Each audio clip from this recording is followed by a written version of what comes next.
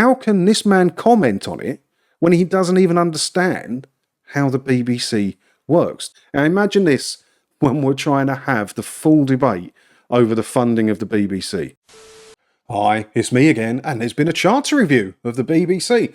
Nothing's happened. It's only a midterm. Apparently they can't change anything on a midterm charter review. What's the bloody point then? But there's a lot to read. I've been looking at it, and there's a lot to read. I haven't got time to do it because I've been busy with work and stuff. But I picked out a few bits that we can talk about, so you can get the gist of what was going on for the midterm charter review. But spoiler alert, yeah, they're not scrapping off the TV licence fee for some reason. So I'm on the government website now, and there's a ministerial foreword by my favourite MP, Lucy Fraser, and she's going to tell us what happened with our BBC on this midterm charter review. So let's have a look at a couple of bits I've picked out. I won't bang on for ages, but there's a few little interesting bits here that we can talk about.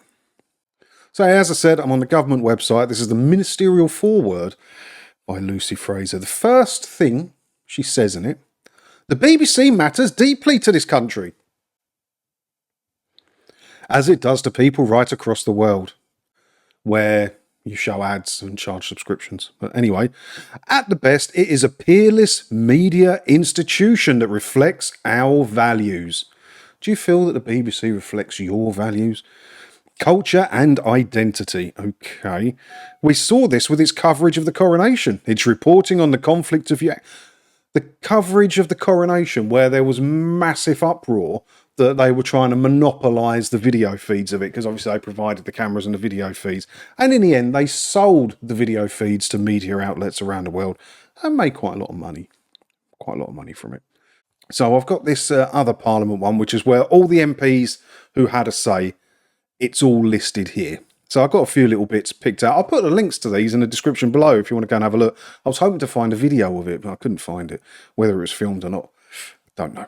Hopefully I'll stumble across that and we can look at that. But this is Justin Madders of Ellesmere Port and Neston, who's Labour. A recent survey found that 43% of people did not know what the TV licence was for, and 66% agreed that the TV licence should be scrapped in 2027.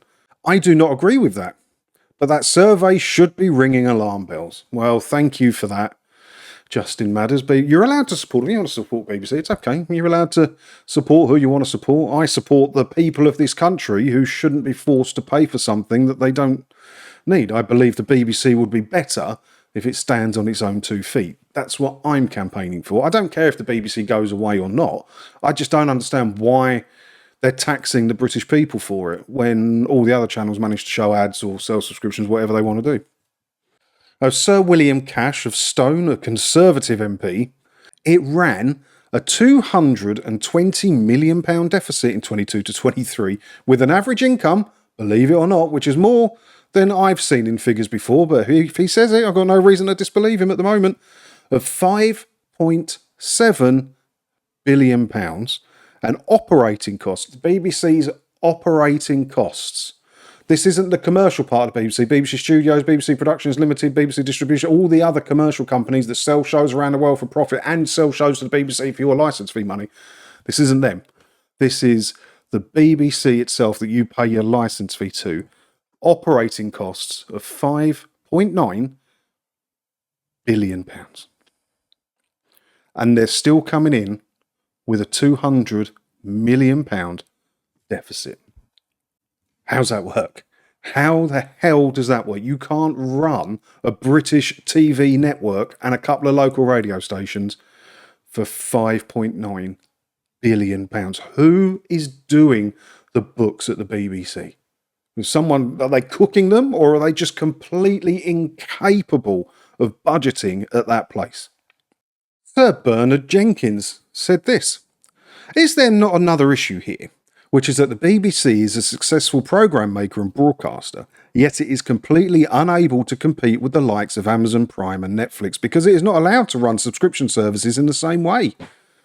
So Berard Jenkins has, these are the people who are going to decide, not just about the BBC, about all matters in our life, these MPs, aren't they? Sadly, because they're fucking clueless. Sir Berard Jenkins has no fucking idea at all how the BBC works.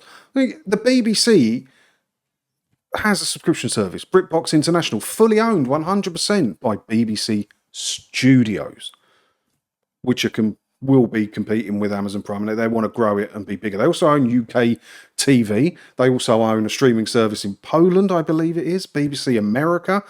And this is the worst point of what Sir Berard Jenkins said, which is the BBC is a successful programme maker. Think of one of the big shows from BBC, Top Gear, BBC Studios. That's how it was able to be sold all around the world and to streaming services.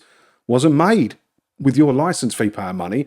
BBC, that you pay your licence fee to, bought it from BBC Studios. But BBC Studios also sold it around the world to every country in the world, bar 2 countries, I believe it was. Doctor Who, one of the most famous BBC shows of all time. The IP for Doctor Who is not owned by the BBC you pay your licence fee to, and they don't make the shows. It's made by BBC Studios. And that's why they've now done these massive deals with Disney. There's loads of Disney now involved with BBC Studios. How can this man comment on it when he doesn't even understand how the BBC works? They should not be able to trade commercially using the name the BBC. How is that right? It doesn't make any sense at all, does it? Justin Madders says, people in a free society should not be criminalised for refusing to pay for a service that they do not use, so something will have to change. Either the BBC will have to change tack, or the government, or this place will have to fill that gap. If a council saw such levels of non-payment for council tax, the government would be sending inspectors to ask the council to deal with it. We are in a strange situation where we're ignoring a serious issue. Now, Justin Madders is commenting on something where they have no idea how it works.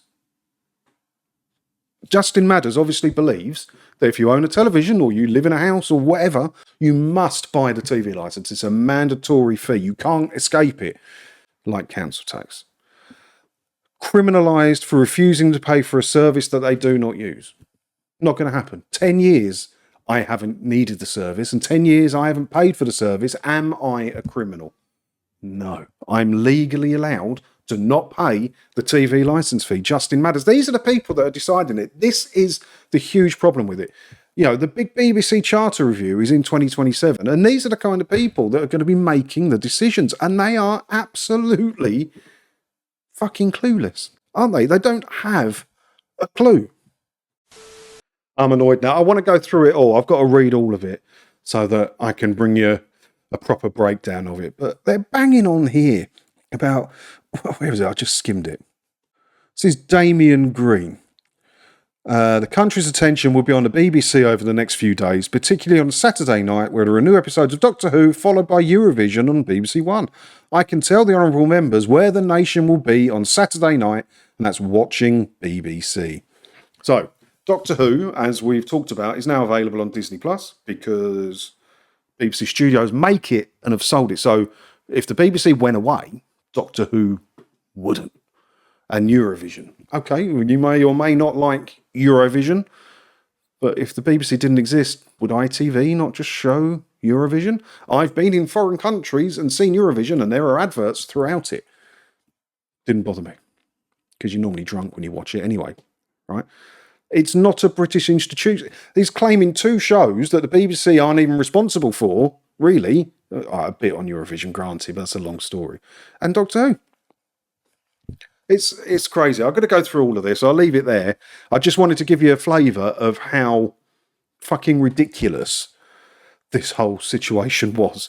This is the midterm charter review. Nothing's really going to change here. They can't do anything in the midterm. They're just having a nice little chat about it. Now imagine this when we're trying to have the full debate over the funding of the BBC. And it goes backwards and forwards by people who don't have a fucking clue what they're talking about. This is what we've got to put up with. This is why the petitions don't make any difference. This is why writing to your MP won't make any difference at all. The only way it's going to make some difference is by cancelling your TV licence and sticking to the rules. Yes, it's possible they could turn it into a tax, but it's also possible they could just finally listen to the people and make the BBC stand on their own 2 feet. We'll find out, won't we? What do you think about this? I'll leave the links to this down in the description below. You can go and have a look for yourself and read it. I'm going to go all through it. I was hoping to find some video, but we'll come back to it another day when I've got a bit more time. Let me know your thoughts on it down in the comments below. And while you're down there leaving your comment, hit all the buttons and everything as well. Because if you do that, hopefully I'll see you in another video again soon, won't I? Ta-da!